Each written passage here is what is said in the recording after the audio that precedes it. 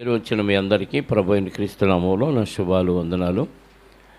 వెంటనే ఆయన జనసమూహాలను పంపివేసి, అంటే 5 రొట్టెలు 2 చేపలు యేసుక్రీస్తు వారు 5,000 మంది పురుషులకి పెట్టి,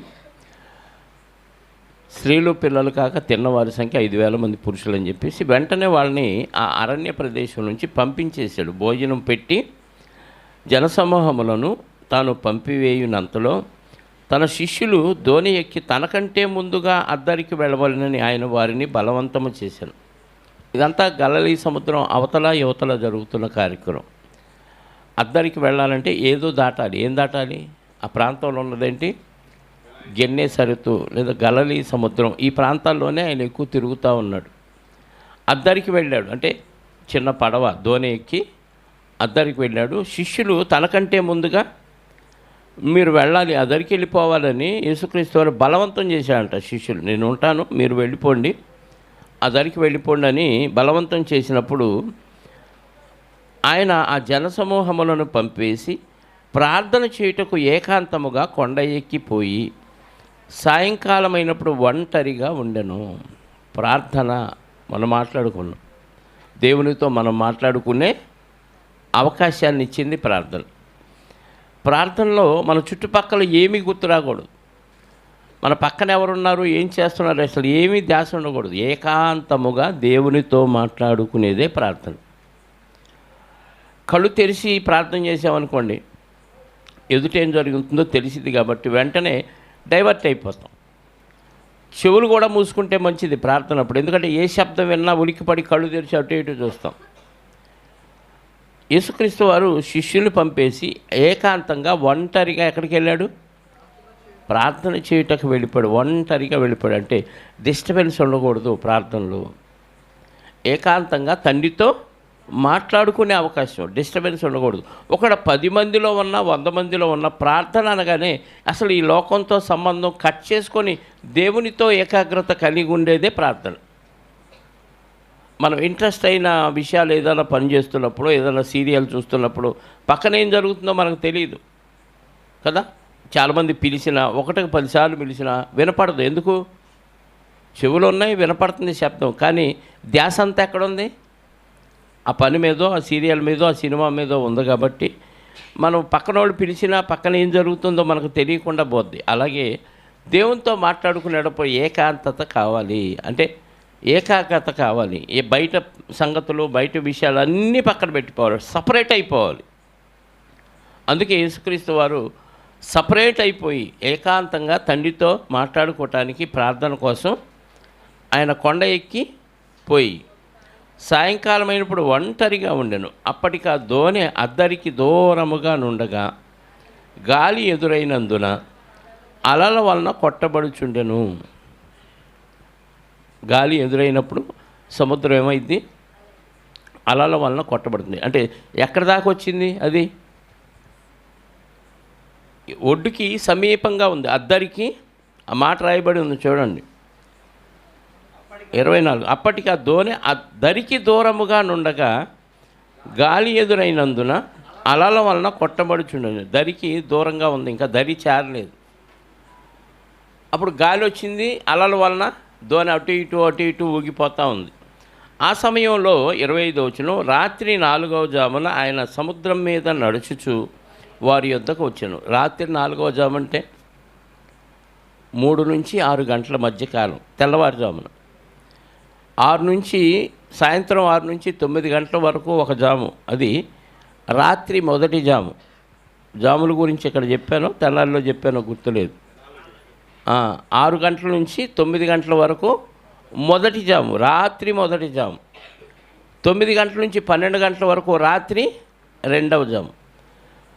12 గంటల నుంచి తెల్లవారి 3 గంటల వరకు రాత్రి మూడవ జాము. 3 గంటల నుంచి తెల్లవారి 6 గంటల వరకు రాత్రి 4. ఇప్పుడు యేసుక్రీస్తు వారు నేల మీద నడుచుకుంటా వచ్చింది ఏ జాములో? 4వ జాములో. ఇక్కడ మీకు డౌట్ రావాలి, ఏమంటే చీకటి కదా ఆ ప్రాంతం అంతా, మనలాగా కరెంట్ లేదు, ఎక్కడో దీపాలు వెలుగుతుంటే ఆ లైటు సముద్రం మీద పడి ఏమన్నా కనపడింది అనుకోవటానికి లేదు. రాత్రి 4వ జాము అంటే తెల్లవారి 3 గంటల నుంచి 6 గంటల లోపు. అంటే ఏ టైంలో ఆయన వచ్చి ఉంటాడు సుమారుగా?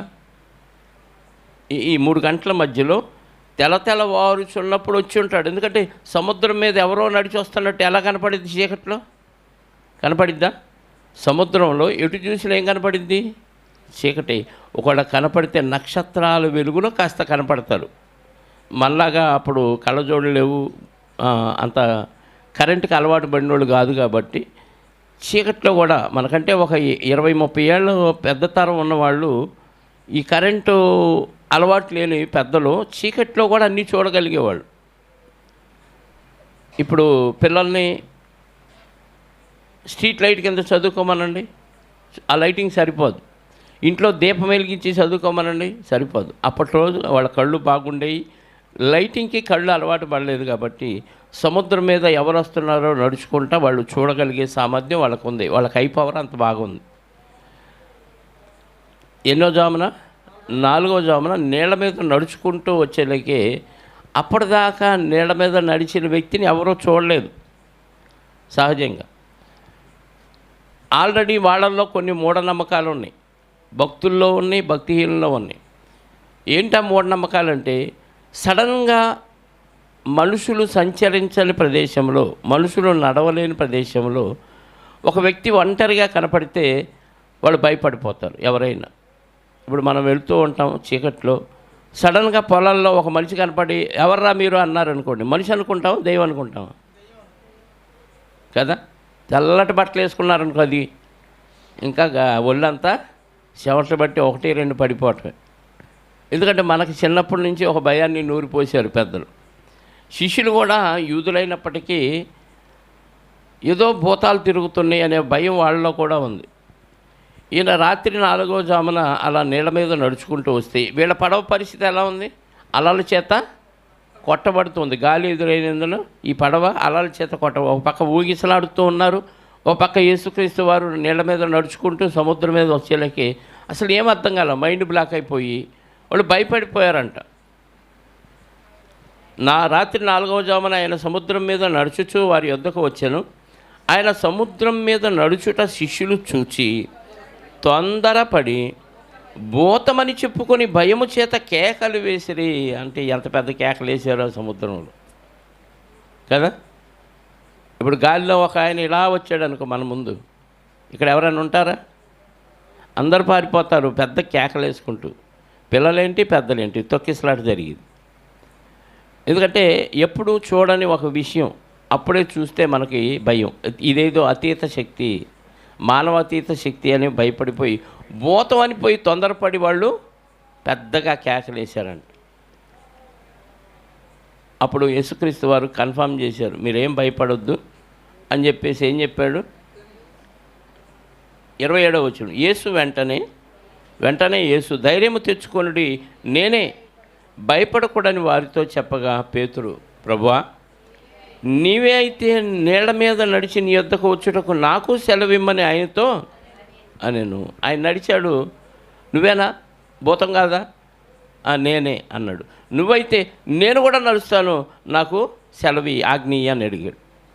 అంటే ప్రభువు నడిస్తే నేను నడవగలననే ఒక నమ్మకం పేతురు గారిలోకి వచ్చేసింది. ఈరోజు చాలామంది యేసుక్రీస్తు వారు అన్నీ త్యాగం చేశారు, అన్నీ అవమానం పొందారు, అన్ని నిందలు భరించాలంటే చాలామంది మాట్లాడే మాట ఏంటంటే, ఆయన దేవుడు కదండి అందుకే పొందాడు అంటున్నారు కదా. ఆయనకి మనకి పోటీయా? ఆయన ఎక్కడా మనం ఎక్కడా అంటున్నాడు. మరి పేతురు గారికి ఉన్న విశ్వాసం ఏంటి?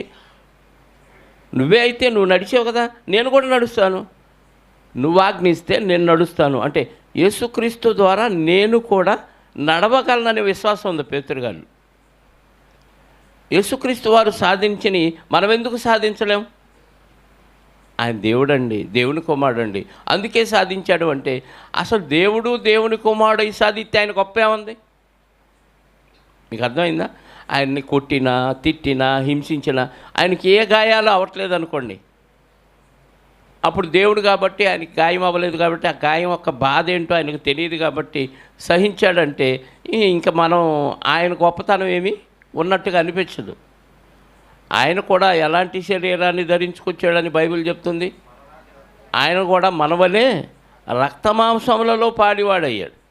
మనవలే అంటే మనుషుల్లాంటి రక్తమాంసాలు కలిగిన శరీరాన్ని ధరించాడు.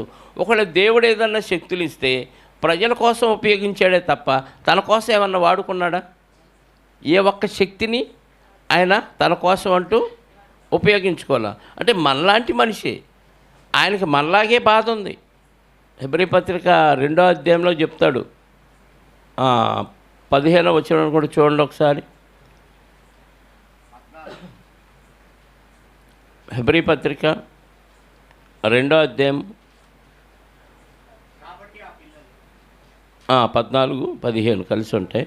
కాబట్టి ఆ పిల్లలు రక్తమాంసములు గలవారైనందున ఆ ప్రకారమే మరణం యొక్క బలము గలవానిని అనగా అపవాదిని మరణము ద్వారా నశింపచేయుటకు జీవితకాలం అంతయు మరణ భయము చేత దాస్యమునకు లోబడిన వారిని విడిపించుటకు ఆయన కూడా రక్తమాంసములలో పాలివాడు.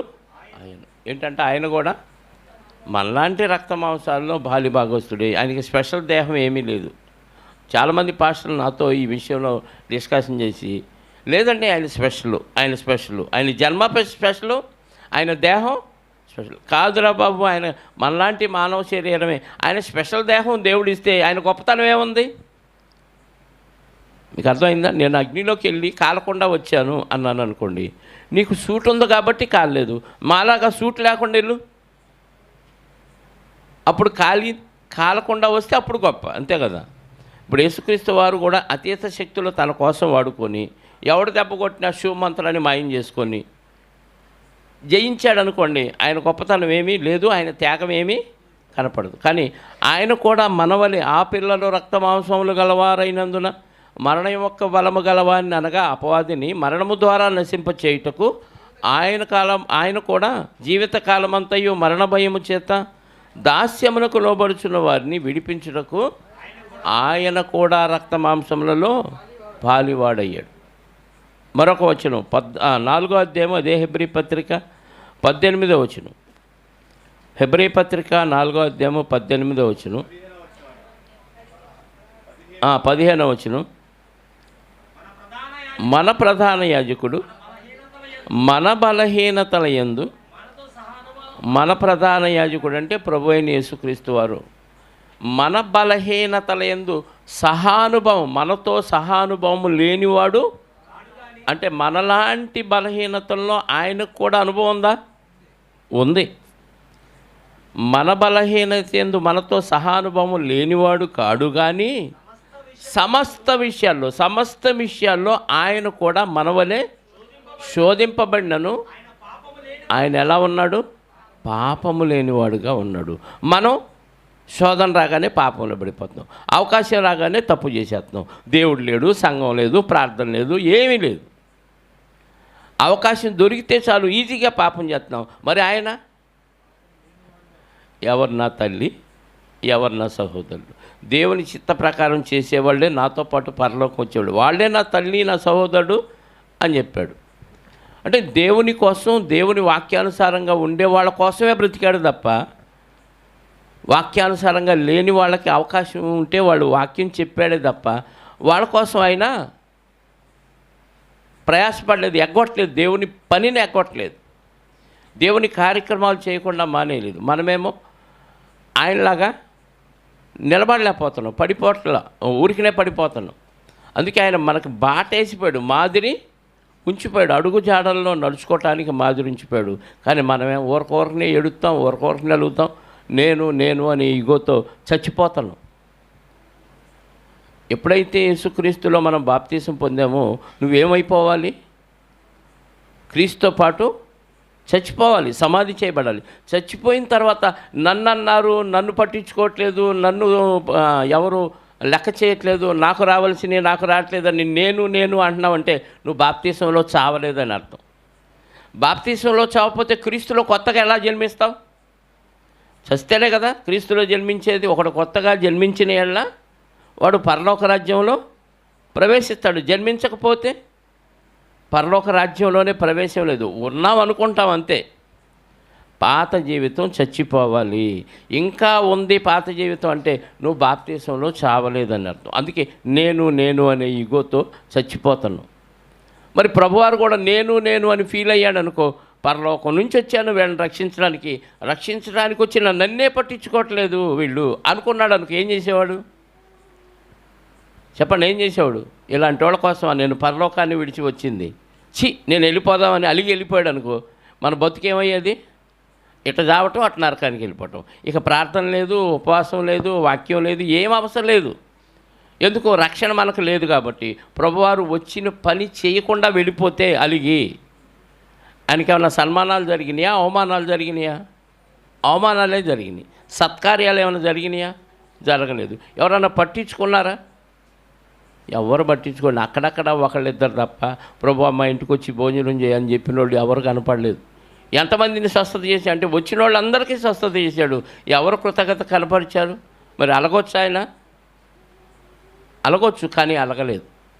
కానీ ఈరోజు క్రైస్తవులుగా చెప్పుకున్న మనం ఆయన అడుగు జాడల్లో నడవట్లేదు. ఆయన మనలాంటి రక్త మాంసాలు కలిగిన దేహాన్ని ధరించి కూడా ఆయన అన్ని విషయాల్లో మనతో సహానుభవం కలిగిన వాడుగా ఉండి జయించాడు. అన్నిటినీ జయించాడు. కాబట్టి జయించటానికి మనకేం చేస్తానన్నాడు? సహాయం చేస్తానన్నాడు. కాబట్టి ప్రతి ఒక్కరూ క్రీస్తును పోలి నడుచుకోవాలి. మళ్ళీ మత్తయి సువార్త 14వ అధ్యాయం పేతురు గారు అడిగాడు, ఏమని? నీళ్ళ మీద నువ్వే అయితే నేను కూడా నీలాగా నీళ్ళ మీద నడవటానికి నాకు సెలవిమ్మని అడిగాడు. అంటే పేతురు గారికి ఉన్న ఆసక్తి ఏంటి? ప్రభువులాగా నేను కూడా నడవచ్చు. ప్రభు నడిచాడు కాబట్టి, ఆయన మనిషే కాబట్టి, ఆయనకు ఆ శక్తి ఉంది కాబట్టి ఆయన సెలవిస్తే నాకు కూడా ఆ నడకొచ్చు, నీళ్ళ మీద నడవచ్చు అన్నాడు. వెంటనే వచ్చే పేతురు అన్నాడు. ఆయన రమ్మనగానే పేతురు దోణి దిగి యేసునొద్దకు వెళ్ళుటకు నీళ్ల మీద నడిచెను. దోణి దిగాడు. ఎక్కడ దిగాడు? ఒడ్డున దిగాడా? నీళ్ళల్లోనే దిగాడా? నీళ్ళల్లో అలా అలలకి అల్లాడిపోతా ఉన్న నావలో నుంచి దిగాడు. ఎక్కడ దిగాడు? నీళ్ల మీదే దిగాడు. నిలబడ్డాడు. నడిచాడా? అంటే యేసు చేసినవి మనిషి చేయొచ్చా? యేసు సెలవిస్తే మనిషి చేయొచ్చు. ఒక నీళ్ల మీద నడవటమే కాదండి, యేసుక్రీస్తు చేసినవన్నీ చేయొచ్చు. ఎప్పుడు? యేసుక్రీస్తునందు విశ్వాసం ఉంచి ఆయన చెప్పినట్టు చేస్తే. నడిచాడు. దోణి దిగి నీళ్ల మీద నడిచాను.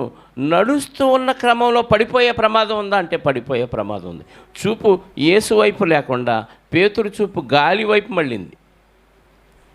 యేసు వైపు చూస్తూ నడిచినంతసేపు నీళ్ల మీద నడిచాడు పేతురు గారు.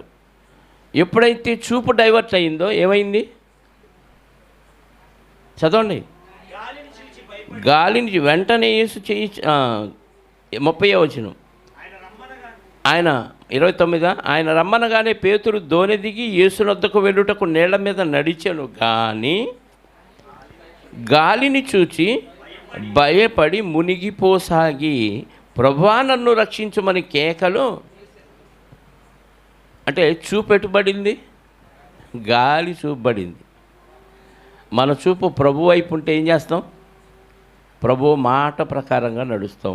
చూపు పక్కకి వెళ్తే, ఇక్కడ పేతురు చూపు గాలి మీదకి వెళ్ళింది.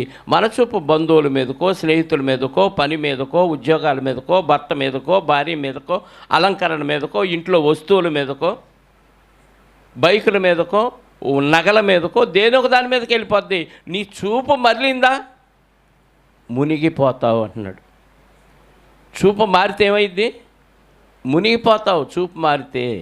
చూపు ఎటుండాలి? మన చూపు ప్రభు వైపే ఉండాలి. పేతురు గారు ప్రభు వైపు చూసినంతసేపు దోణి దిగాడు. నేల మీద దిగినట్టు దిగాడు.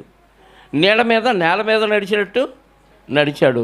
కానీ చూపు ఎప్పుడైతే డైవర్ట్ అయిందో మునిగిపోసాగిన. వాస్తవంగా అయితే క్షణంలో మునిగిపోతారు. అంత సముద్రంలో ఒక్కసారి మనం కాలు పెట్టగానే ఏమైపోతాం? స్లోగా మునుగుతామా, గబక్కన మునుగుతామా? చెప్పండి. రాయేస్తేనే టపక్కన మునిగిద్ది. అంత బరువున్న మనిషి ఆ దోణి ఎప్పుడైతే దిగి కాలు కింద పెట్టగానే ఏమైపోతారు?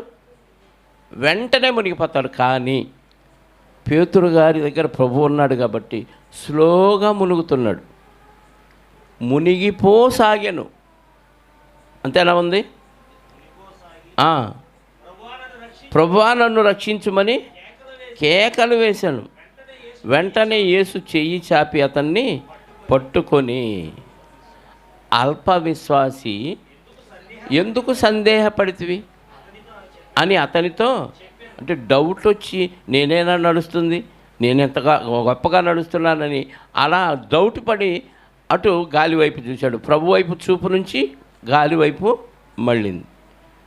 స్లోగా మునుగుతుంటే వెంటనే కేకేశాడు. అంటే నువ్వు ఒకవేళ పొరపాటున లోకం వైపు చూసి ప్రభువా అని అడిగితే ఏం చేస్తాడు? ప్రభు చెయ్యిస్తాడు. నువ్వు అడగకుండా నేను మునిగిపోతున్నానులే, ఇంకా ప్రభు ఎందుకు, లోకం ఎందుకు అని వదిలేసావనుకో, ప్రభు రక్షించడు. తప్పులు చేయటం మానవ సహజం. తప్పు చేసినప్పుడు అర్థం చేసుకొని ఇది నేను చేయకూడదు, ఇంకోసారి రిపీట్ కాకూడదని ప్రభువా అని చెయ్యి జాపితే ఏం చేస్తాడు? చెప్పండి, ఏం చేస్తాడు? చెయ్యి ఇస్తాడు. నువ్వు చెయ్యి జాపకపోతే చెప్పండి, నువ్వు చెయ్యి జాపకపోతే ప్రభు ఏం చేస్తాడు? ఏం చేయడు. నువ్వు ప్రభువుని అడగాలి, ప్రభువుకు చెయ్యి ఇవ్వాలి. పేతురు గారు అదే చేశాడు. అందుకే చెయ్యి ఇచ్చి లేచి నిలబడి, అల్ప విశ్వాసి ఎందుకు నువ్వు సందేహపడ్డావు అన్నాడు. అంటే దేవుడు చెప్పిన మాటల పట్ల ఏమాత్రం సందేహం ఉండకూడదు. అర్థమైందా? ఈరోజు ఇంట్లో బియ్యం లేవు, తిండి లేదు, పనికి వెళ్తేనే డబ్బులు. ఊరికి ఎగ్జాంపుల్ చెప్తున్నాను. ఇక్కడ ప్రార్థన ఉంది, అక్కడ పని ఉంది, ఇంట్లో బియ్యం లేవు. సహజంగా ఏం చేస్తారు? అందరూ మాట్లాడరు. పనికి వెళ్తారా? ప్రార్థనకు వస్తారా? పనికే వెళ్తారు. మరి విశ్వాసం అంటే చెప్పండి, విశ్వాసం అంటే పనికి వెళ్ళకపోయినా ఈరోజు దేవుడి పనిలో ఉంటే దేవుడు నన్ను పోషిస్తాడు, ఒకడు పోషించకపోయినా పర్వాలేదు అనే ఆలోచనలో ఉన్నవాడు నిజమైన విశ్వాసి. అలాంటి ఆలోచన లేకపోతే అల్ప విశ్వాసి. కొద్దిసేపు దేవుడిలో నడిచినట్టుగా ఉంటాడు, వెంటనే మునిగిపోతాడు. పేతురు గారిలో అంటే పరిపూర్ణమైన విశ్వాసం పేతురు గారిలో ఇంకా రాలేదు, అల్ప విశ్వాసం మాత్రమే ఉంది. ఆ అల్ప విశ్వాసంలో మళ్ళీ డైవర్ట్ అయిపోయాడు గాలి వైపు. అయిపోగానే మునిగిపోతున్నాడు. మనం నరకంలో మునిగిపోతాం, లేదా లోకంలో మునిగిపోతాం. లోకం లాగేసుకుంటుంది. ఆకర్షణ, లోకంలో పెద్ద ఆకర్షణలు ఉన్నాయి, చాలా ఆకర్షణలు ఉన్నాయి. ఏదో ఒకటి నిన్ను ఆకర్షిస్తూ ఉంటుంది, ముంచేయటానికి చూస్తూ ఉంటుంది. అప్పుడు నువ్వు చేయి చాపి ప్రభువా నన్ను రక్షించు అని కేక వేయాలి. మనం ప్రభు వైపు చూడం, మనుషుల వైపు చూస్తాం, బంధువుల వైపు చూస్తాం, రక్త సంబంధుల వైపు చూస్తాం. వాళ్ళు నిన్ను రక్షించరు. ఆల్రెడీ వాళ్ళే మునిగిపోతున్నారు, నిన్నేం రక్షిస్తారు? మునిగిపోయేవాడు రక్షించగలడా? రక్షించలేడు. ఈతొచ్చినోడు మునిగిపోకుండా నీళ్ళ మీద నడవగలిగిన ఆయన ఉన్నాడు. కాబట్టి పేతురు గారు ప్రభువా నన్ను రక్షించనగానే వెంటనే చెయ్యి చాపి పేతురు గారిని పట్టుకొని, అల్ప విశ్వాసి ఎందుకు సందేహపడుతువని అతనితో చెప్పాను. వారు దోణి ఎక్కినప్పుడు గాలి అణిగెను. అంతటా దోణిలో ఉన్నవారు వచ్చి నీవు నిజముగా దేవుని కుమారుడు అని చెప్పి ఆయనకు బ్రొక్కిరి. ఏమంటే ఒక్కొక్క సందర్భం జరుగుతున్నప్పుడు ఆయన మీద విశ్వాసం బలపడుతుంది. అంటే అప్పటిదాకా ఆయన మీద ఏం డౌట్ ఉంది వీళ్ళకి? ఈయన దేవుని కుమారుడు అవునో కాదు అనే ఒక డౌటు ఉంది. నీళ్ళ మీద నడుచుకుంటూ వచ్చాడు, మునిగిపోతున్న పేతురు గారిని పట్టుకున్నాడు. ఇద్దరు కలిసి దోణి ఏదో నేల మీద నుంచి కాలు పెట్టి దోణిలో ఎక్కినట్టుగా నీళ్ళ మీద నుంచి కాలు పెట్టి దోణి ఎక్కారు కదా. ఒక మొల్లోతు నీళ్ళల్లోకి దిగి ఎక్కమంటే ఎక్కాలి, కానీ నడుచుకుంటా నేల మీద నుంచి నడుచుకుంటా ఆ దోణెక్కినట్టుగా నీళ్ళల్లో నడి సముద్రంలో కూడా చక్కగా దోణెక్కి అక్కడ అంటున్నాడు. వెంటనే వాళ్ళు దోణెక్కగానే గాలి ఏమైంది? అణిగిపోయింది. అప్పుడు అనుకున్నారు నిజముగా ఈయన దేవుని కుమారుడిని. అప్పుడు మళ్ళీ మొక్కారంట. అంటే ఏదో ఒక అద్భుతం జరిగితేనే మొక్కుతారు. మన జీవితంలో ఎలాంటివి జరగలేదనుకో మొక్కం, జరిగితేనే మొక్కుతాం. డాక్టర్లు అందరూ మా వల్ల కాదన్నప్పుడు అప్పుడు మనం దేవుడి దగ్గరికి వస్తాం, దేవుడా కాపాడంటాం. జరిగితే దేవుడికి మొక్కుతాం, కృతజ్ఞత కోడికి పెట్టుకుంటాం. జరగకపోతే కోడిక లేదు, ఏమి లేదు. శిష్యుల్లో ఆ టైంలో అల్ప విశ్వాసం ఉంది కాబట్టి ఇది జరగగానే వెంటనే వాళ్ళు దేవునికి మొక్కారు. నీవు నిజముగా దేవుని కుమారుడు అని చెప్పి ఆయనకు మొక్కిరి. 34వ వచనం. వారు అద్దరికి వెళ్ళి గెన్నెసెరెతు దేశమునకు వచ్చిరి. గెన్నెసెరెతు దేశము, ఆ గెన్నెసెరెతు అనేది హాసోరు దేశము లేదా ఐశ్వర్యపు తోట, వీణ అని అర్థం. గెన్నెసెరెతు ఆ ప్రాంతానికి 3 రకాల పేర్లు ఉన్నాయి. 1 హాసోరు తోట, 2 ఐశ్వర్యపు తోట, 3 వీణ. ఈ 3 అర్థాలు వచ్చేది గెన్నెసరెతు అనే దేశం. ఆ దేశానికి వచ్చి అక్కడి జనులు ఆయనను గుర్తుపట్టి చుట్టుపక్కలనున్న ప్రదేశములంతటికీ వర్తమానమును పంపి రోగులందరినీ ఆయన యొద్దకు తెప్పించిరి. అంటే యేసుక్రీస్తు వారు ఎక్కడికి వెళ్ళినా జనాలు ఏం చేస్తున్నారు? గుర్తుపట్టున్నారు. ఎలా? ఆయన ఇవన్నీ చేయగలడనే ఒక వార్త చుట్టుపక్కల ప్రాంతాల్లో వ్యాపించింది. వెంటనే ఆయన రాగానే గుర్తుపట్టిన వాళ్ళు ఏం చేశారు? వెంటనే వెళ్ళిపోయి అనేకులను పిలుచుకొచ్చారు. ఇప్పుడు యేసుక్రీస్తుని మీరు గుర్తుపట్టారా? ఇక్కడ ఉన్న వాళ్ళని అడుగుతున్నాను, యేసుక్రీస్తుని మీరు గుర్తుపట్టారా? మీ దగ్గరకు వచ్చాడు, మన దగ్గరకు వచ్చాడు, మన సమీపంగా వచ్చాడు. ఎవరెవరో వాక్యాలు చెప్పుకుంటా వస్తే ఈరోజు మన దగ్గరికి ప్రభు వాక్యం వచ్చింది. ఇప్పుడు ఈ ప్రభువుని మనం గుర్తుపడితే వాళ్ళు ఏం చేశారు? గుర్తుపట్టిన వాళ్ళు అక్కడ ప్రభువుని ఆ గెన్నెసరెతు అనే దేశంలో ప్రభువారు వచ్చినప్పుడు ఆ ప్రాంత ప్రజలు యేసుక్రీస్తు వారిని గుర్తుపట్టి ఏం చేశారు? ఆ ప్రదేశం అంతటికి. ఇప్పుడు మీరు యేసుక్రీస్తు వారిని గుర్తెరిగితే, యేసుక్రీస్తు వారిని గుర్తుపడితే మీరేం చేయాలి? ఇంట్లో వండుకొని హ్యాపీగా తిని గుర్రుపెట్టి నిద్రపోవాలి. అంతేనా? ఏం చేయాలి? యేసుక్రీస్తుని గురించిన సువార్తను ప్రచురము చేయాలి. మనం చెయ్యం కదా, చేసే వాళ్ళకి సహకారం ఇవ్వం. మరి ఇంకా భక్తి ఎట్ట అయింది, ప్రార్థన ఎట్ట అయింది, పరలోకం ఎలా వచ్చింది చెప్పండి? ప్రభువుని ఆ ప్రాంతంలో గుర్తుపట్టినోళ్ళు వెంటనే ఈయన వచ్చాడు అని శరీర సంబంధమైన స్వస్థతల కోసం ప్రచారం చేశారు. ఈరోజు కూడా ఏ ప్రాంతంలోనైనా స్వస్థతావరాలు కలిగిన దైవజనుడు వచ్చాడు అనగానే ఎగేసుకొని వెళ్ళిపోతారు. కర్చీపులు తీసుకోనో నూనె బాటిల్స్ తీసుకోను, లేవంటే వాళ్ళే అమ్ముతారు నీకు కర్చీపులో నూనె బాటిల్లో కదా. 10 రూపాయల బాటిల్ 50 రూపాయలకు ఉంది. ఆశీర్వాదపు నూనె అంట. ఇంకొంతమంది అయితే ప్రార్థనా తైలం, ఇంకొంతమంది అయితే ప్రభు రక్తం అంటాడు కొబ్బరి నూనె. వ్యాపారస్తులండి, యేసుక్రీస్తు పేరుతో వ్యాపారాలు చేసేవాళ్ళు. యేసుక్రీస్తు అడుగు జాడల్లో కాదు, పేరు అయింది తీరంతా సాతానుగాడిది. ఇప్పుడు ఉన్న మనం కూడా ప్రభువుని ఎరిగితే, ప్రభువుని గుర్తుపడితే మనం ఏం చేయాలి? ప్రభువుని ప్రకటించాలి. మరి ఎంతమందికి మనం ప్రకటించకపోతే ఆ గెన్నెసరెతు దేశంలో వాళ్ళకంటే హీనం మనం. ఎవరికి చెప్పట్లా. మనం కూడా ఆయన యందు విశ్వాసం ఉంచాల్సిన విధానంలో ఉంచకపోతే వేస్ట్ అవుతుందా? వాళ్ళు వెంటనే ప్రకటన చేయగానే ఎగబడి వచ్చేసారు జనమంతా శరీర సంబంధమైన స్వస్థత కోసం. ఇప్పుడు ఆత్మలను స్వస్థపరిచే ప్రభువు మనకి పరిచయం అయ్యాడు. మనం ప్రభువుని గుర్తుపడితే ప్రతి ఒక్కరి ఆత్మకు పట్టిన పాపం అనే రోగాన్ని స్వస్థపరచడానికే 2000 సంవత్సరాల కోసం ప్రభువారు సిలువలో చనిపోయారని నీకు గుర్తుపడితే నువ్వేం చేయాలి? ఆ ప్రభువుని అందరికీ ప్రచురం చేయాలి, పరిచయం చేయాలి. అప్పుడు ఆ మాటలు విన్నవారందరూ వచ్చి ప్రభువు దగ్గర ఆత్మ స్వస్థతను పొందుకుంటారు. ఆనాడు శరీర స్వస్థత కోసం ప్రచురం చేస్తే ఎగబడి వచ్చారు జనం. వచ్చి ఏం చేశారు?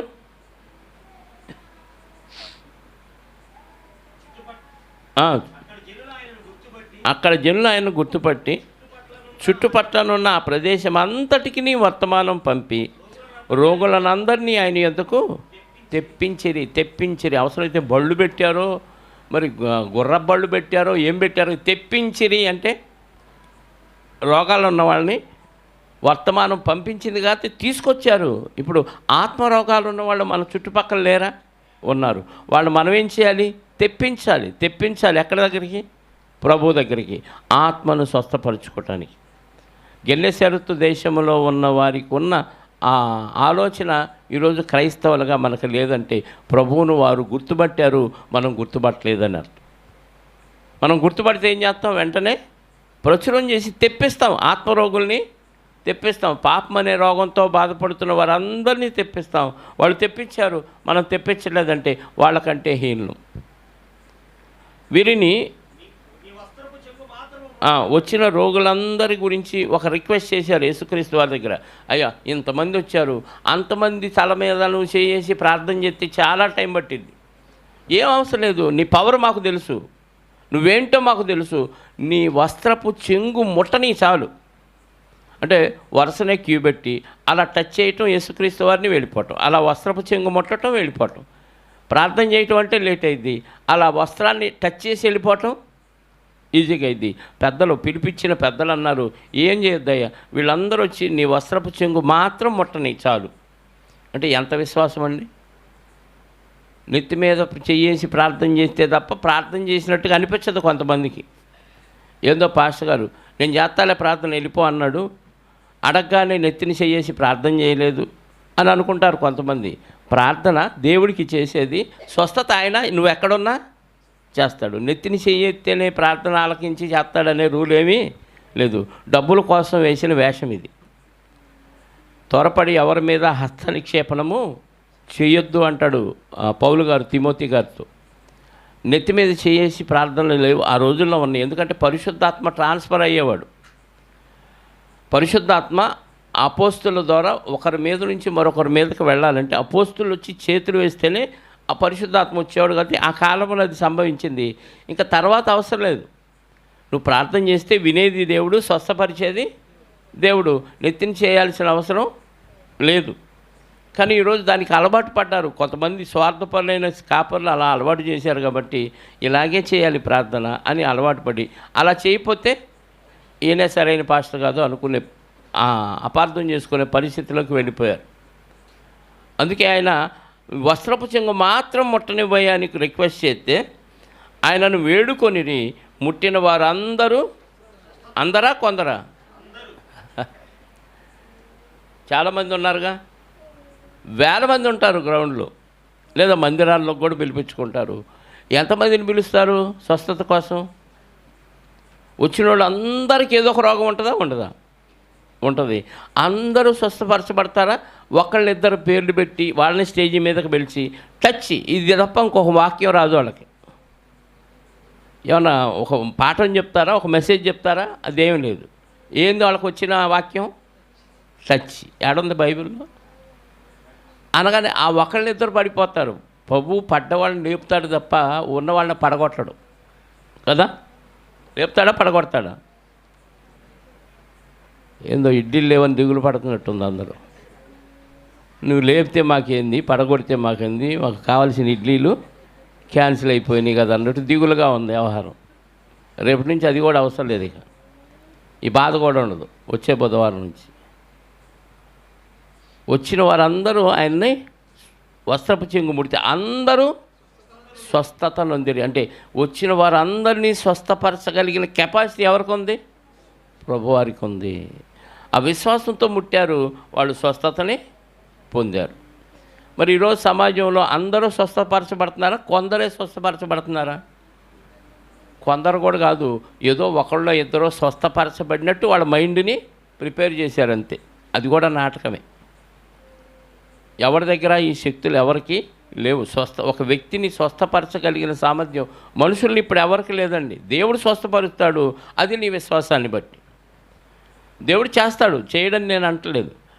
ఒక వ్యక్తికి లేదు ఆ కెపాసిటీ. ఒక వ్యక్తికి లేదు. ఒకవేళ ఒక వ్యక్తికి ఉంటే ఆ రోజుల్లో సంఘం ఏర్పాటు అయినాక పెద్దల్ని ఏర్పాటు చేశారు. ఎవడైనా రోగి అయి ఉంటే పెద్దల్ని ఇంటికి పిలిపించుకొని నూనె రాసి ప్రార్థన చేయించుకోలేదు. ఒక పెద్ద వెళ్ళి ప్రార్థన చేస్తే కుదరదు. మళ్ళీ ఏకో పత్రికలో ఉంటుంది. మీలో ఎవడైనా రోగి అయి ఉన్నాడా? సంఘపు పెద్దలను పిలిపించుకోవాలని ఉంటాడు. సంఘ పెద్దలు కూడా ఏం చేయాలి? ఆ రోగి దగ్గరికి వెళ్ళి నూనె రాసి ప్రార్థన చేస్తే రోగం తగ్గిద్ది. ఒకవేళ అతను పాపం చేస్తే పాపాలు కూడా క్షమించబడతాయి. అప్పుడు పెట్టిన రూల్ అది. రోగి సంఘ పెద్దల దగ్గరకు కాదు రావాల్సింది, సంఘ పెద్దలే రోగి దగ్గరికి వెళ్ళాలి. చదవండి ఒకసారి యాకోబు పత్రిక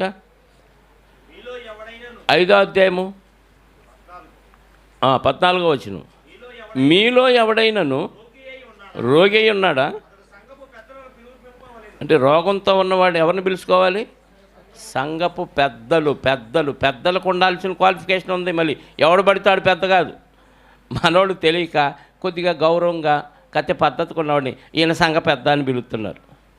సంఘ పెద్ద అంటే భుజాల మీద ఎంత భారం ఉంటుందో తెలుసా? బోధింప సమర్థులై ఉండాలి, ఏమంటే విశ్వాసులైన పిల్లలు కలిగిన వాడై ఉండాలి, ఏకపత్ని పురుషుడై ఉండాలి, మద్యపానం కొట్టినవాడై ఉండాలి, ఎవరితో గొడవలు పడినవాడై ఉండాలి, సమాజంలో మంచి సాక్ష్యం కలిగిన వాడు. ఈ క్వాలిఫికేషన్ ఉన్న పెద్ద ఎవడు ఒకడున్నాడా చూపించండి. సంఘంలో ఒక్కడున్నాడా? ఒక్కడ కూడా లేడు. మరి లేనప్పుడు నువ్వు ఎవరిని పిలిపించుకుంటావు రోగానికి? నువ్వు ఏ సంఘంలో చూడు, ఈ క్వాలిఫికేషన్ ఉన్నవాడు ఒక్కడిని చూపించండి నాకు. ఎవరు కనపడరండి. పెద్దలు రావాలి. ఒక పెద్ద వస్తే మరి కుదరదు. మళ్ళీ సంఘ పెద్దలను రోగి పిలిపించుకోవాలి. వారు ఆ వచ్చిన సంఘ పెద్దలు ప్రభువు నామమును బట్టి అతనికి నూనె రాసి, రోగికి నూనె రాసి అతని కొరకు ప్రార్థన చేయాలి. వారు విశ్వాసంతో ప్రార్థన చేస్తే, విశ్వాస సహితమైన ప్రార్థన ఆ రోగిని స్వస్థపరచును, ప్రభు అతను లేపుతాడు. వీళ్ళు కాదు లేపేది. వీళ్ళు విశ్వాసంతో ప్రార్థన చేస్తే లేపేవాడు ఎవరు? ప్రభువు లేపుతాడు. ప్రభు అతన్ని లేపును. ఒకవేళ అతడు పాపం చేసిన వాడైతే పాప క్షమాపణ నొందును. ఒకవేళ పాపం చేసిన వీళ్ళందరూ వెళ్ళి ప్రార్థన చేశారు కాబట్టి దేవుడు అతన్ని స్వస్థపరుస్తాడు, పాపాలు కూడా క్షమిస్తాడు. రోగి పాస్టర్ గారి దగ్గరికి రాగాడు. ఈ పెద్దలే రోగి దగ్గరికి వెళ్ళాలి, పిలిపించుకోవాలి. మాకు కుదరదు అనకూడదు పెద్దలు. అలాంటి పెద్దలే లేరు. రోగి దగ్గరికి వెళ్ళి చేసే పరిస్థితి లేదు. అందరినీ స్వస్థపరిచాడంటే యేసుక్రీస్తు వారు. ఎంతమంది వస్తే అంతమందిని స్వస్థపరిచాడు.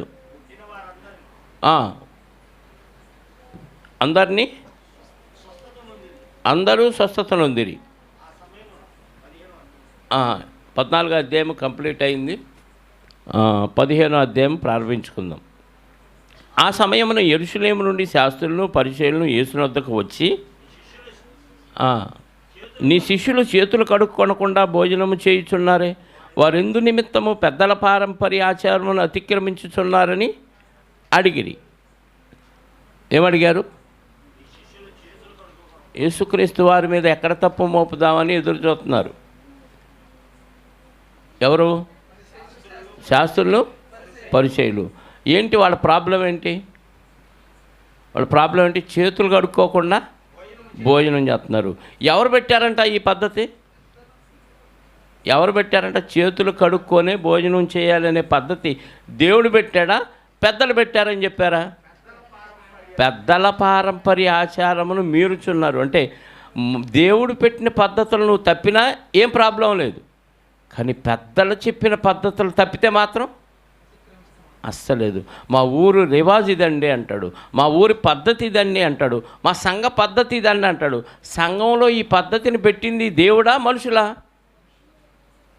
అందుకే మనుషులు పెట్టిన పద్ధతులు దేవోపదేశములను బోధించుచు వీరు నన్ను వ్యర్థంగా ఆరాధన. అంటే మనుషులు పెట్టిన పద్ధతుల్ని దేవుడు పెట్టిన పద్ధతులుగా భావించి అమ్మో వీటిని అతిక్రమించకూడదు అంటారు. మరి దేవుడు పెట్టిన పద్ధతులు వాటిని అతిక్రమించవచ్చు.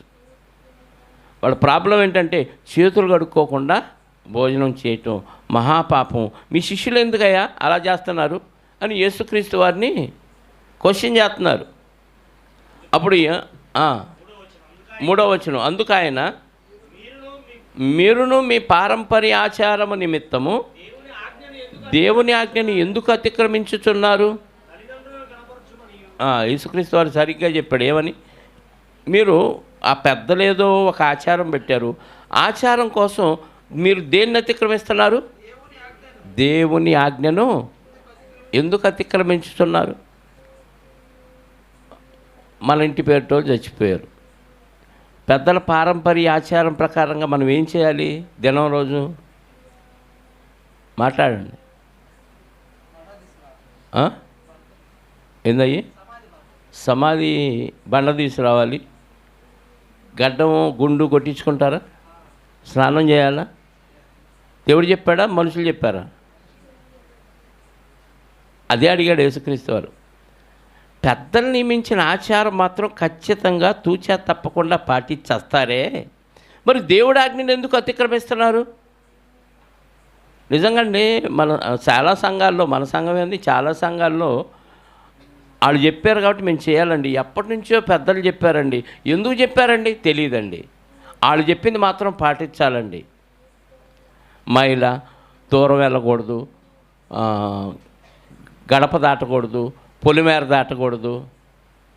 ఇవన్నీ ఎవరి ఆచారాలు? బైబిల్ ఆచారాలా, పెద్దల ఆచారాలా? పెద్దల ఆచారాలు. అవి అయితే పాటిస్తాం, వాటిని మాత్రం అతిక్రమించాం. కానీ ఆజ్ఞని, దేవుడి ఆజ్ఞలు మాత్రం సమాజముగా కూడుట మానొద్దు. కొందరు మానుకుంటున్నారు, మీరు సమాజంగా కూడట మానొద్దు అనేది దేవుడి ఆజ్ఞ. మనిషి చచ్చిపోతే వెళ్ళిపో, సమాజంగా కూడకపోయినా పర్లేదు. ఎవడాచారం ఇది? లేకపోతే ఏమొచ్చింది నీకు? నువ్వు మనుషులు చెప్పిన పద్ధతి పాటించకపోతే నీకేమొచ్చింది? కీడొచ్చింది. నీ ఇంటి పేరుడు చచ్చిపోయాడు, నువ్వు గడ్డం పెంచుకోలేదు, క్షవరం చేసుకోలేదు, గుండు చేయించుకోలేదు, కాబట్టి నీకేమొచ్చింది? కీడొచ్చింది. ఆ ఇంటి పేరటోళ్ళకి బట్టలు పెట్టలేదు, ఇంటి పేరటోళ్ళ అత్తోళ్ళ పేరటోళ్ళ బాబామర్దులు వస్త్రాలు, నూతన వస్త్రాలు వేసుకుంటారు. వేసుకోకపోతే ఏమొచ్చింది? కీడొచ్చింది. అవి పాటిస్తారు. ఎందుకు లేనిపోయిన కీడు? పెడితే పోలా, ఒక గోషగుడ్డో ఒక తలగడ్డో ఏదో ఒకటి పెడతారు. కానీ దేవుని ఆజ్ఞను మాత్రం అస్సలు లెక్కే చేయరు, పట్టించుకోరు. దేవుడు ఏం చేయలే, అంత నిర్లక్ష్యం. ఆ రోజు శాస్త్రులు పరిచయాలు పరిస్థితి కూడా అలాగే తగలబడింది. పారంపర్య ఆచారాలు అయితే చక్కగా పాటిస్తున్నారు. అవి పాటించకపోతే ఏదో మహాపాపం చేసినట్టు యేసుక్రీస్తు వారి శిష్యులను కూడా గుచ్చి అడుగుతున్నారు. అందుకే యేసుక్రీస్తు వారు అంటున్నారు, మీరు మీ పారంపర్య ఆచారాల కోసం దేవుని ఆజ్ఞను బొత్తిగా అతిక్రమిస్తున్నారు, నిరర్థకం చేస్తున్నారు అని వాళ్ళని గద్దించి ఏం చేశారా అని అడిగితే చెప్తున్నాడు ఒక కారణం. ఏంటా కారణం? తల్లిదండ్రులను ఘనపరచుమనియు తండ్రినైనను తల్లినైనను దూషించువాడు తప్పక మరణము పొందవలననియు దేవుడు సెలవిచ్చెను. దేవుడు ఏం చెప్పాడు? తల్లిదండ్రుల్ని గౌరవించాలి, తల్లిదండ్రుల్ని తప్పక దూషించేవాడు, తల్లినైనా తండ్రినైనా దూషించేవాడు తప్పక మరణము. అంటే తల్లిని తండ్రిని తిడితే వాళ్ళు ఏమైపోతారు? మరణము అంటే నరకానికి పోతావు. మరణం ఉందంటే చచ్చిపోతాడు అని కాదు, నరకానికి పోతావని అర్థం. అంటే తల్లిని తండ్రిని పట్టించుకోకపోతే, వాళ్ళని దూషిస్తే వాడు చనిపోయినాక నరకానికి వెళ్తాడు. ఇది శాస్త్రుల పరిచయాలు బోధించట్లా. మరి ఏం బోధిస్తున్నారు? చేతులు కడుక్కోకుండా భోంచేస్తే నువ్వు నరకానికి పోతావు అన్నట్టుగా చెప్తున్నారు. అర్థమైందా? ఒకసారి నిర్గమకాండం 20వ అధ్యాయము 21వ వచనం చూడండి. 12వ వచనం. నిర్గమకాండం 20వ అధ్యాయము 12వ వచనం. నీ దేవుడైన యెహోవా నీకు అనుగ్రహించు దేశములో నీవు దీర్ఘాయుష్మంతుడివై అగునట్లు నీ తల్లిని తండ్రిని సన్మానించుము. అదే 21వ అధ్యాయము, అదే నిర్గమకాండం 17వ వచనం చూడండి. తన తండ్రినైనను తల్లినైనను శపించువాడు నువ్వు నాశనం అయిపోయి ముసలిది ఎప్పుడు చచ్చిద్దో అని అన్నాడు అనుకో, వాడేమైపోతాడు? శపించువాడు నిశ్చయముగా మరణశిక్ష నందును. ఇవి చెప్పట్లా శాస్త్రుల పరిచయాలు. అంటే దేవుణ్ణి పట్టించుకోవట్లేదు, దేవుడి ఆజ్ఞలను నిర్లక్ష్యం చేస్తున్నారు. సమాజంలో తల్లిదండ్రులను కూడా పట్టించుకొని దౌర్భాగ్య స్థితిలో పిల్లలు ఉంటే వీళ్ళకి అరే మీరు తల్లిని తండ్రిని సన్మానించాలని ధర్మశాస్త్రంలో ఉంది, ఇది పాటించండిరా, చేతులు కడుక్కోపోయినా పెద్ద ప్రాబ్లం కాదని చెప్పట్లా శాస్త్రుల పరిచయాలు. దీనికంటే ఏది పెద్ద గొప్ప ఆజ్ఞగా పాటిస్తున్నారు అంటే చేతులు కడుక్కోకుండా భోజనం చేయటమే పెద్ద ఆజ్ఞ, దీన్ని మీరితే మీరు నరకానికి పోతారు అన్నట్టుగా బోధిస్తున్నాడు. అది మనుషులు పెట్టిన పద్ధతి అంటున్నాడు యేసుక్రీస్తు వారు. మరి ఇది ఎవరు పద్ధతి? దేవుడు పెట్టిన పద్ధతి. దేవుడి పద్ధతిని పాటించినా పాటించకపోయినా పర్వాలేదా? మనుషులు పెట్టిన పద్ధతి మాత్రం తప్పితే పాపమా? ఏంటయ్యా మీరు చెప్పేదని శాస్త్రుడి పరిచయాన్ని క్వశ్చన్ చేస్తున్నాడు. మీరు దేవుని ఆజ్ఞను పాటించకపోయినా పర్లేదు కానీ ఆజ్ఞను ఎందుకు అతిక్రమించుచున్నారు? తల్లిదండ్రులను గణపరచమనియు తల్లినైనను దూషించేవాడు తప్పక మరణం పొందవలనని దేవుడు సెలవిచ్చాను. మీరైతే ఒకడు తన తల్లినైనను చూచి నా వలన నీకేది ప్రయోజనకరమగునో అది దేవార్పితమని చెప్పిన ఎడల అతడు తన తల్లినైనను ఘనపరచని అక్కరలేదని. అక్కడ ఏం చేశారంటే, వీడు వాళ్ళ అమ్మని నాన్న పట్టించుకోడండి, దేవుని సేవ అంటూ వచ్చాడు అని చెప్పాడు అనుకో, దేవుని కోసం తల్లిని తండ్రిని విడిచిపెట్టాలి, నో ప్రాబ్లం అని చెప్తున్నారంట. ఆడు వంకతో వచ్చాడు, నిజంగా వాళ్ళని చూడలేక వాళ్ళని సాకలేక వచ్చేసి దేవుడి పేరు మీద అలా చలామణి అయిపోతున్నాడు. వాడికి భక్తి లేదు, ఏమి లేదు. అది ఎగ్గొట్టొచ్చి ఇక్కడ భక్తుని వేషం వేసుకొని నటిస్తున్నాడు.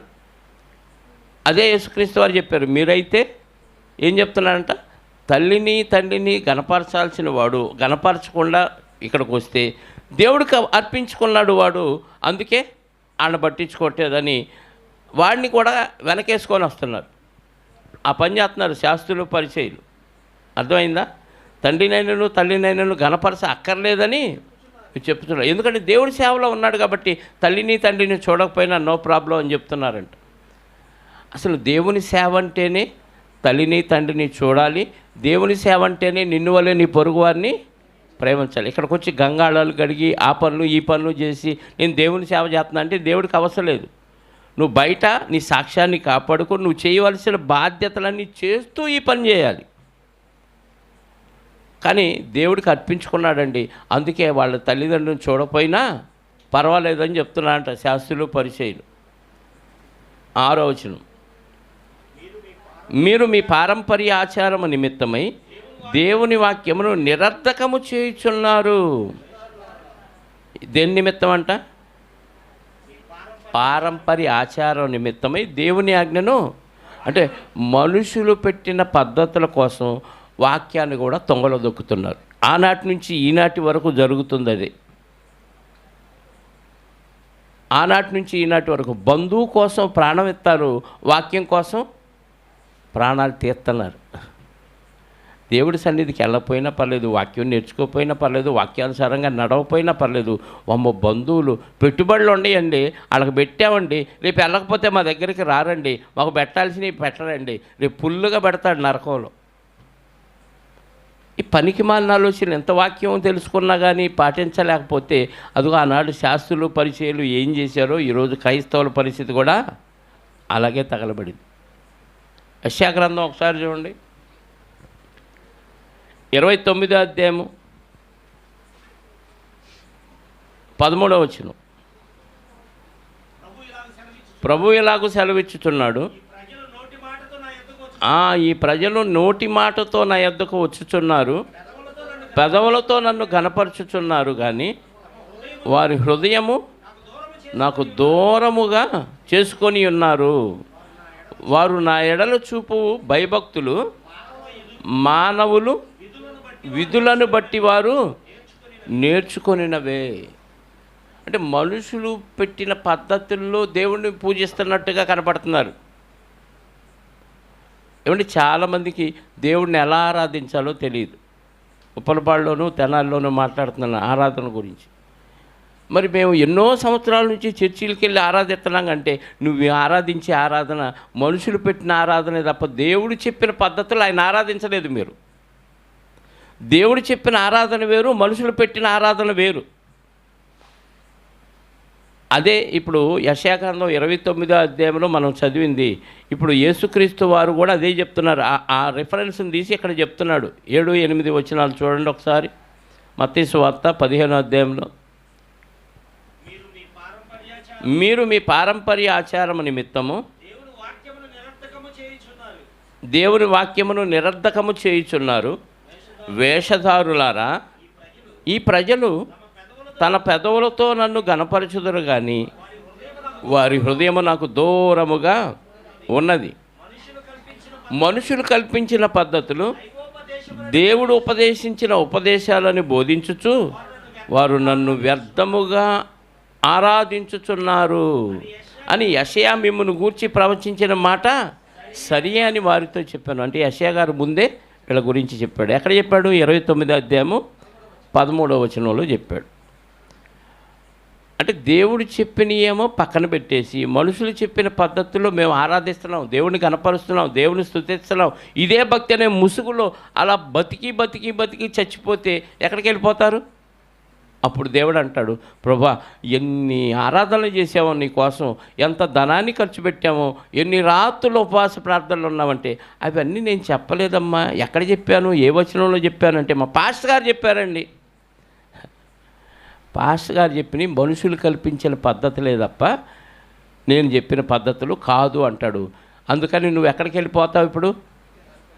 వెళ్ళిపో అంటాడు. ఎందుకంటే అంటే పాస్టర్ గారు చెప్తే నిన్ను బైబిల్లో చూసుకోమన్నాను కదా, మీరు ఏం వినుచున్నారో జాగ్రత్తగా చూసుకోమని చెప్పాను కదా. పాస్టర్ గారు అయితే కొమ్ములు ఉన్నాయా? పాస్టర్ గారికి ఏం కొమ్ములు లేవు. ఆయన చెప్పింది వాక్యంలో అలా ఉందా లేదో మీరు చూసుకోవాలి. తప్పు చెప్పాడనుకో, ఏంటి పాస్టర్ గారు ఇలా చెప్పారని నిలదీయాలి. నిలదీయకుండా డూడు బసం అన్నట్టు అలా తలాడించేసి ఇదే భక్తి అనే ముసుగులో అలా పారంపర్య ఆచారాల్లో మునిగిపోతే రేపు దెబ్బ అయిపోయేది నీ ఆత్మే. మీ తండ్రి రక్షించలేడు, మీ తల్లి రక్షించలేదు, సంఘం రక్షించలేదు, సంఘ కాపరి కూడా ఏమీ చేయలేడు. నీ ఆత్మ నువ్వే వాక్యానుసారంగా బతికించుకొని రక్షించుకోవాలి. వాళ్ళ వలన నేను ఇలా అయ్యాను, వీళ్ళ వలన నేను ఇలా అంటే నీ వలన నువ్వు నరకానికి పోకుండా జాగ్రత్త పడు. మనుషుల పద్ధతులు వేరు, దేవుని పద్ధతులు వేరు. దేవుని పద్ధతుల్లాగా ఉంటాయి మనుషుల పద్ధతులు. ఇదే భక్తి అనే ముసుగులో మోసపోతే నిన్ను ఎవరూ కాపాడరు. మిగిలిన భాగం దేవుని చిత్తమైతే ఆలోచిద్దాం, లేకపోతే ఇంతే సంగతిలో చిత్తగించవలను. ప్రార్థన చేసుకుందాం. పరిశుద్ధుడు అయిన మా పరలోకపు తండ్రి, మీ ఘనమైన శ్రేష్టమైన ఉన్నతమైన నామాన్ని బట్టి స్తోత్రాలు. ఇదిగోనైనా ప్రతి బుధవారం బైబిల్ తరగతిలో మత్తయి సువార్తలోని అనేకమైన విషయాలు నేర్చుకుంటూ వచ్చాం. ఈరోజు కూడా 14వ అధ్యాయంలోని కొన్ని విషయాలు, 15వ అధ్యాయంలోని కొన్ని సంగతులు మాతో మీ ఆత్మ సహాయంతో రాయించిన మాటలు మరి వివరించి మాకు బోధించారు. అందును బట్టి స్తోత్రాలు. విన్న మాటల్లోని ఆత్మీయమైన సంగతులు కూడా మేము ఆలోచించి ఎవరేది చెబితే అది మేము పాటించకుండా వాక్యములు అలా ఉన్నదో లేదో చూసుకొని వాక్యానుసారంగా జీవించటమే ముఖ్యం, కానీ మానవులు పెట్టిన పద్ధతులు పాటించడం ముఖ్యం కాదు అన్న విషయాన్ని ఎరిగి తండ్రి, శాస్త్రులు పరిచయులు ఎలా బతికారో అలా మేము బ్రతకకుండా ప్రభు ఏర్పాటు చేసిన మార్గంలో ఆయన అడుగుజాడల్లో మేము నడవటానికి సహాయాన్ని దయచేయండి. ఆయన కూడా మాలాంటి రక్తమాంసాలు కలిగిన దేహాన్ని ధరించి ఆ దేహంలో అనేకమైన శ్రమలు, నిందలు, అవమానాలు అనుభవిస్తూ ముందుకు సాగి మాకు మాదిరి చూపించారు. ఎవరేమనుకున్నా మేము క్రీస్తును పోలి నడుచుకున్నప్పుడే మాకు పరలోకం అన్న విషయాన్ని మేము జ్ఞాపకం చేసుకొని మీ చిత్తానుసారంగా ముందుకు సాగే భాగ్యాన్ని మనసును మీ పిల్లలకు అనుగ్రహించమని కోరుకుంటూ తిరిగి ఎవరి గృహాలకు వారు వెళ్ళుచుండగా సురక్షితంగా మమ్మల్ని అందరినీ గమ్యానికి చేర్చండి. వచ్చిన వారిలో ఎవరెవరికి ఎలాంటి అవసరాలు ఉన్నాయో మీ చిత్తమైతే ప్రతి అవసరత క్రీస్తులో తీర్చి వారు మరింతగా మిమ్మల్ని హత్తుకొని మీకు కృతజ్ఞతాస్తుతులు చెల్లించే భాగ్యాన్ని వారికి అనుగ్రహించమని కోరుకుంటూ మా రక్షకుడు, మా పాప విమోచకుడైన యేసుక్రీస్తు వారి యొక్క స్వస్థత కలిగిన నామములో ప్రార్థించి అడిగి వేడుకొనిచున్నాను పరలోకపు తండ్రి. ఆమేన్. మనందరి కన్నతండ్రి అయిన దేవుని ప్రేమ, ఆయన ప్రియ కుమారుడైన యేసుక్రీస్తు వారి కృప, పరిశుద్ధాత్మ యొక్క అన్యోన్య సహవాసము ఇప్పుడు ఎల్లప్పుడూ సకల పరిశుద్ధులకు సదాకాలము తోడయుండి నడిపించునుగాక. ఆమేన్. అందరికీ యేసుక్రీస్తు నామములో శుభాలు, వందనాలు.